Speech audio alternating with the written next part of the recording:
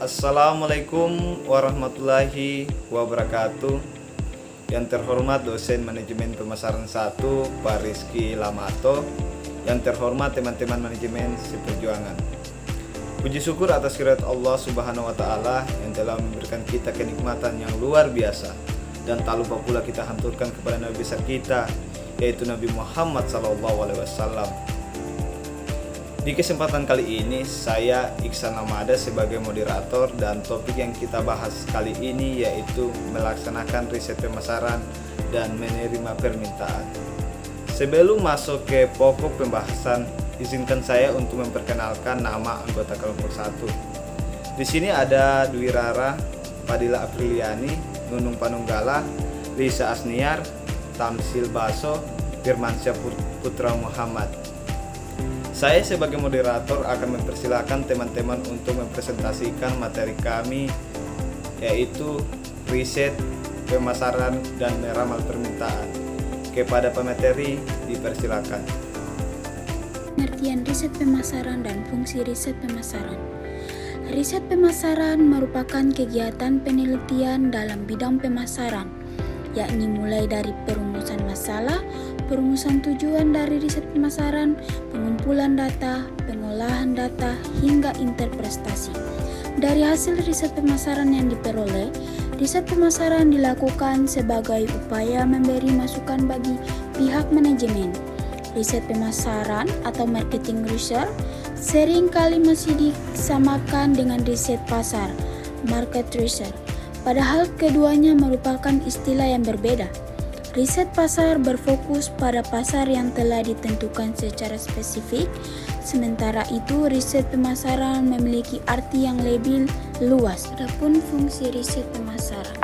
Riset pemasaran memiliki 3 fungsi utama bagi perusahaan, yaitu 1. Evaluating.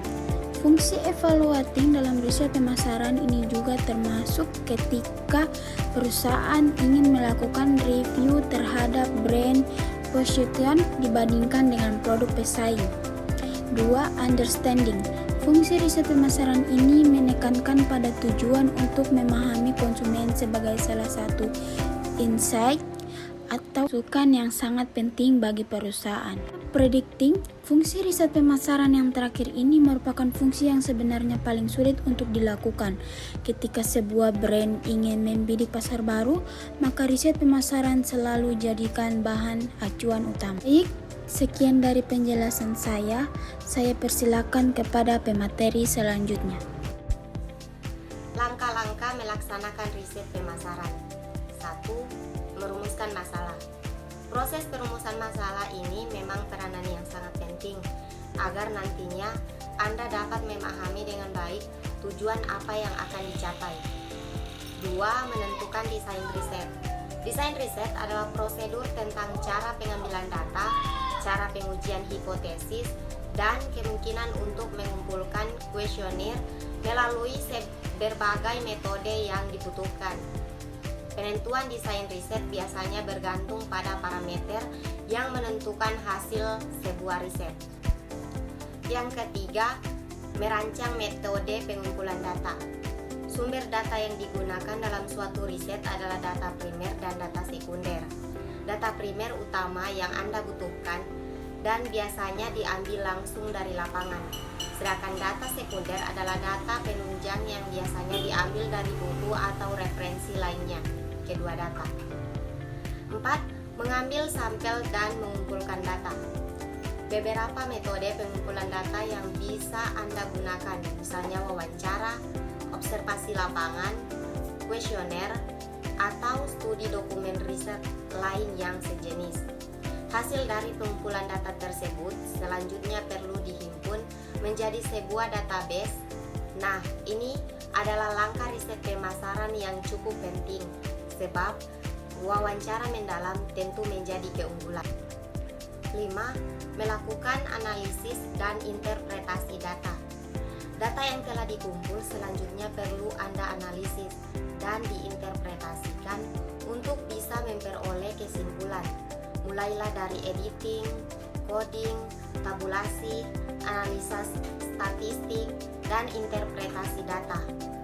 Hasil analisis dan interpretasi data inilah yang nantinya menjadi dasar Anda menyusun sebuah laporan riset.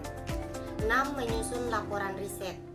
Laporan riset adalah akhir dari proses riset yang Anda lakukan. Laporan riset ini dapat berupa hasil penelitian, kesimpulan, ataupun rekomendasi penelitian. Nantinya, laporan riset akan sebagai bahan pertimbangan dalam mengambil keputusan atau menyelesaikan masalah tertentu. Pengertian meramalkan permintaan. Menurut Vinchers-Gappers, dalam manajemen permintaan ada dua jenis permintaan, yaitu permintaan bebas atau independent demand. Independent demand merupakan permintaan terhadap suku cadang atau produk yang bebas atau tidak terkait langsung dengan struktur bill of material atau disingkat dengan BOM untuk produk akhir atau item tertentu.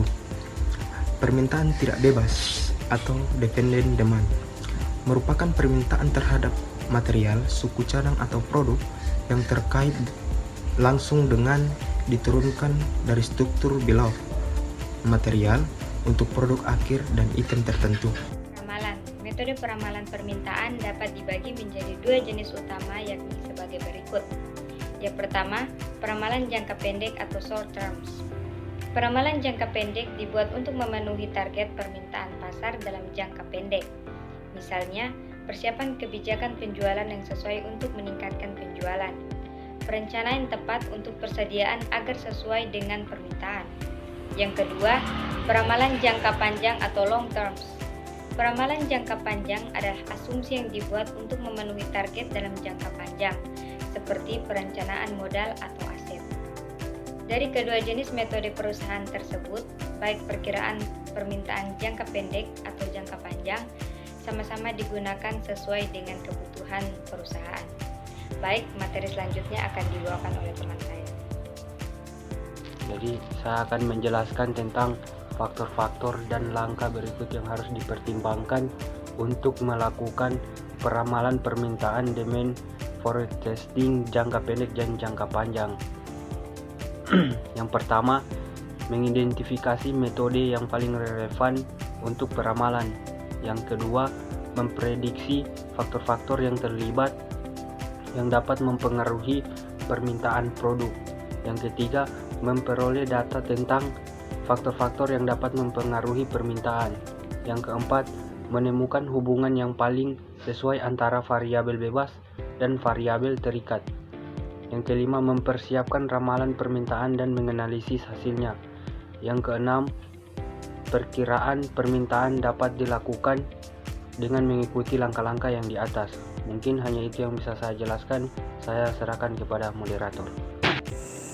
Baiklah teman-teman, dari diskusi tadi bisa disimpulkan penting bagi kita untuk memiliki kemampuan public speaking.